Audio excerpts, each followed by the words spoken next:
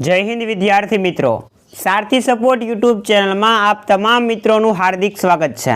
તો વિદ્યાર્થી મિત્રો, આજના આ વિડીયોની અંદર આપણે ધોરણ 12ની અંદર ઇતિહાસ વિષયના વિભાગ સીના જેટલા પણ મોસ્ટ ઇમ્પોર્ટન્ટ ક્વેશ્ચન છે એની સંપૂર્ણ વાત કરીશું, જે તમને બોર્ડની એક્ઝામની અંદર બેઠા બેઠા પ્રશ્ન જોવા મળશે। અને ગેરંટી સાથે કહું છું કે અહીંયા તમને જેટલા પ્રશ્ન હું આપું છું એના બહારના કદાચ એકાદ બે પ્રશ્ન જાય, બાકીના બધા જ પ્રશ્નો આમાંથી તમને જોવા મળશે। અને ગાલા અસાઇનમેન્ટમાંથી વાંચતા હોય તમે તો એમાંથી ન વાંચતા, કારણ કે એમાંથી ઇતિહાસનું પેપર નથી નીકળતું। જો હોય તો જોઈ લેજો, જેને ઇતિહાસની તૈયારી ગાલા અસાઇનમેન્ટમાંથી કરેલી છે એકેય પ્રશ્ન છે બેઠે બેઠો એમાંથી નહીં જોવા મળે।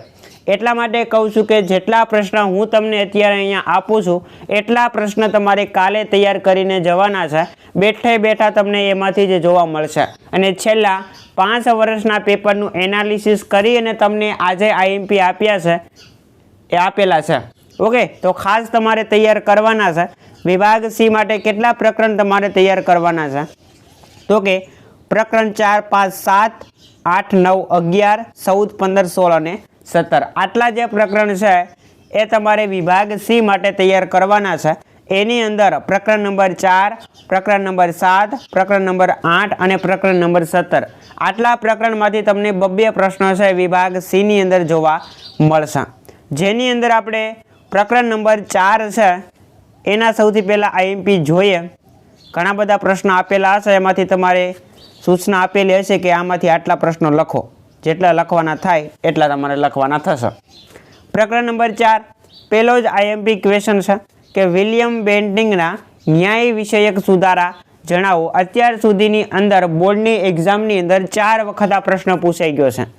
બીજો પ્રશ્ન, દ્વિમુખી શાસન પદ્ધતિ એટલે શું? 2 વખત આ પ્રશ્ન પૂછાઈ ગયો છે। ત્રીજો પ્રશ્ન, રેગ્યુલેટિંગ એક્ટ વિશે માહિતી આપો। ત્રણેય પ્રશ્ન છે મોસ્ટ ઇમ્પોર્ટન્ટ છે, તમારે ખાસ બોર્ડની એક્ઝામ માટે તૈયાર કરવાના છે। હવે મિત્રો પ્રકરણ નંબર 7 આવે છે, એની અંદર પહેલો આઈએમપી ક્વેશ્ચન, ડેલહાઉસીએ રાજાઓનો કયો અધિકાર છે નામંજૂર કર્યો? બીજો ક્વેશ્ચન, 1857ના સંગ્રામનું તાત્કાલિક કારણ લખો। ત્રીજો પ્રશ્ન, નવી એનફિલ્ડ રાઇફલની કારતૂસમાં કેવી સરબીનો ઉપયોગ થતો હતો? 2 વખત પૂછાઈ ગયો છે। મંગળ પાંડે 1857ના સંગ્રામનો પ્રથમ શહીદ બન્યો, આ વિધાનને સમજાવો।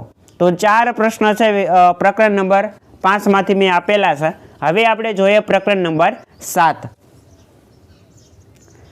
7ની અંદર પણ 4 પ્રશ્ન છે, જેની અંદર પહેલો આઈએમપી ક્વેશ્ચન, જ્યોતિરાવ ફૂલેનો જન્મ કયા પરિવારની અંદર થયો હતો? એના પછી જ્યોતિરાવ ફૂલે ટૂંક નોંધ લખો। ટૂંક નોંધ કરશો એટલે જ્યોતિરાવ ફૂલેનો જન્મ તો તમને આપોઆપ આવડી જશે, એટલે 3 પ્રશ્ન થશે। આર્ય સમાજની પ્રવૃત્તિઓની માહિતી આપો। અને 4થો પ્રશ્ન, સ્વામી દયાનંદ સરસ્વતીના ઉપદેશનો જે સાર છે એ જણાવો। કુલ 3 પ્રશ્ન થયા પ્રકરણ નંબર 7માંથી। પ્રકરણ નંબર 8, સ્વદેશી આંદોલનના જે મુખ્ય લક્ષણો છે એ જણાવો। ત્યાર પછી બીજો આઈએમપી ક્વેશ્ચન, બંગભંગનું આંદોલન શા માટે શરૂ થયું? ત્રીજો પ્રશ્ન, લંડનમાં ઇન્ડિયન હોમ રૂલ સોસાયટીની સ્થાપના કોણે કરી હતી? અને છેલ્લો ક્વેશ્ચન, મૈસૂર કયા કારણોસર છે એ સમૃદ્ધ રાજ્ય બન્યું? ત્યાર પછી મિત્રો પ્રકરણ નંબર 9 આવે છે। 4 પ્રશ્ન એમાં આઈએમપી છે। સાયમન કમિશનનો વિરોધ શા માટે કરવામાં આવ્યો? એના પછી ટૂંક નોંધ લખવાની છે, દાંડીકૂચ। ત્રીજો પ્રશ્ન, અસહકારના આંદોલનમાં ફળ સ્વરૂપે કઈ કઈ રાષ્ટ્રીય વિદ્યાપીઠની સ્થાપના થઈ? તો ગુજરાત વિદ્યાપીઠ છે, કાશી વિદ્યાપીઠ છે, બિહાર વિદ્યાપીઠ છે, આવું બધું તમારે આમાં લખવાનું હતું। આસામને શક્તિશાળી રાજ્ય બનાવવામાં કોની ભૂમિકા મહત્વની છે? એના પછી પ્રકરણ નંબર 11, નવજાગૃતિ કોને કહેવાય? એના પછી બોસ્ટન ટી પાર્ટીનો બનાવ સમજાવો, જે તમને પેજ નંબર 96 ઉપર આપેલો છે। અમેરિકન રાષ્ટ્રપતિ એફડી રૂઝવેલ્ટે વિશ્વ શાંતિ સ્થાપવા માટે કઈ ઘોષણા કરી? આ પણ મારા અંદાજ મુજબ પેજ નંબર 96 ઉપર જ આપેલું છે પાઠ્યપુસ્તકમાં। અને છેલ્લો ક્વેશ્ચન, અમેરિકન ક્રાંતિએ વિશ્વને કયા નવા રાજકીય વિચારોની ભેટ આપી? સોરી, આ પેજ નંબર 96 ઉપર નહીં હોય, પણ આ પ્રશ્ન છે પેજ નંબર 96 ઉપર હશે। એના પછી પ્રકરણ નંબર 14 3 ક્વેશ્ચન આપણે આઈએમપી આપેલા છે. સંયુક્ત રાષ્ટ્રના મુખ્ય 6 અંગો કયા છે? એના પછી રૂલ ઓફ લોનો અર્થ શું થાય? અને અમેરિકાએ જાપાનના કયા શહેરો ઉપર અણુબોમ્બ ફેંક્યો તો? બહુ મોસ્ટ ઇમ્પોર્ટન્ટ પ્રશ્ન છે. બેઠે બેઠા મિત્રો આમાંથી જોવા મળશે. જો વિશ્વાસ ન આવતો હોય તો ભૂગોળનું પેપર જોઈ લો અને આપણે આઈએમપી જોઈ લો.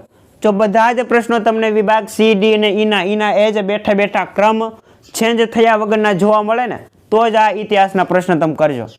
પીડીએફ લિંક પણ મેં તમને ડિસ્ક્રિપ્શનની અંદર આપી જ દીધી છે. અને વિભાગ ડી અને ઈના ઓલરેડી વિડીયો આપણી ચેનલ ઉપર અવેલેબલ છે, તમે ચેક કરી શકો પ્લેલિસ્ટની અંદર. પ્રકરણ નંબર 15ના આઈએમપી ક્વેશ્ચન જોઈએ મિત્રો. પહેલો ક્વેશ્ચન, નેલ્સન્સ મંડેલા વિશે માહિતી આપો. બીજો પ્રશ્ન, ઠંડુ યુદ્ધ કોને કહેવાય? અને ત્રીજો પ્રશ્ન, બિન જોડાણવાદી નીતિને સમર્થન આપનાર જે મહાન નેતાઓ હતા એના નામ આપો. ત્યાર પછી મિત્રો પ્રકરણ નંબર 16 3 પ્રશ્ન આપણે આઈએમપી આપેલા છે. આતંકવાદ કોને કહેવાય? સમકાલીન વિશ્વના મુખ્ય અર્થકારણોના નામ આપો. અને પ્રમુખગત લોકશાહી કોને કહેવાય? એના પછી પ્રકરણ નંબર 17 છેલ્લું પ્રકરણ છે, એમાં 4 પ્રશ્ન છે. ડીએનએ ઉપર સંશોધન કરનાર જે ભારતીય વૈજ્ઞાનિક હતા એ કોણ હતા? બીજો પ્રશ્ન, વર્તમાનપત્રનું સામાજિક મહત્વ સ્પષ્ટ કરો. ત્રીજો પ્રશ્ન 2 વખત પૂછાઈ ગયો છે, એન્ટીબાયોટિક દવાઓથી માનવ સમાજને શું ફાયદો થાય? અને છેલ્લો પ્રશ્ન, જૈવિક વિજ્ઞાનની શોધ કોણે કરી અને એનાથી શું ફાયદો થયો? તો આટલા પ્રશ્નો છે મિત્રો, એ તમારે પ્રકરણ નંબર 17માંથી તૈયાર કરવાના છે. અને જેટલા પણ વિભાગ સીના જેટલા પ્રકરણમાંથી વિભાગ સીમાં પ્રશ્નો આવતા હતા એ બધા જ પ્રકરણના આઈએમપી પ્રશ્નો મેં તમને અહીંયા તૈયાર કરાવેલા છે. અને આમાંથી જ બેઠે બેઠા પ્રશ્ન તમને એક્ઝામની અંદર જોવા મળશે એ હું તમને ગેરંટી આપું છું. તો ખાસ તમારે આટલા પ્રશ્નો તૈયાર કરવાના છે. આશા રાખીશ કે આજનો વિડીયો પસંદ આવ્યો હશે. વિડીયો પસંદ આવ્યો હોય તો લાઈક કરો, શેર કરો અને ચેનલ ઉપર તમે પહેલી વાર આવ્યા હો તો સબસ્ક્રાઈબ કરવાનું ભૂલતા નહીં. ટૂંક જ સમયની અંદર વિભાગ એ અને બી સોલ્યુશન સાથે આપણી ચેનલ ઉપર આવી રહ્યો છે, તો એને પણ સાથ અને સહકાર આપવાનું ભૂલતા નહીં. મળીએ દોસ્તો આવા જ નવા વિડીયો સાથે. જય હિન્દ, જય ભારત.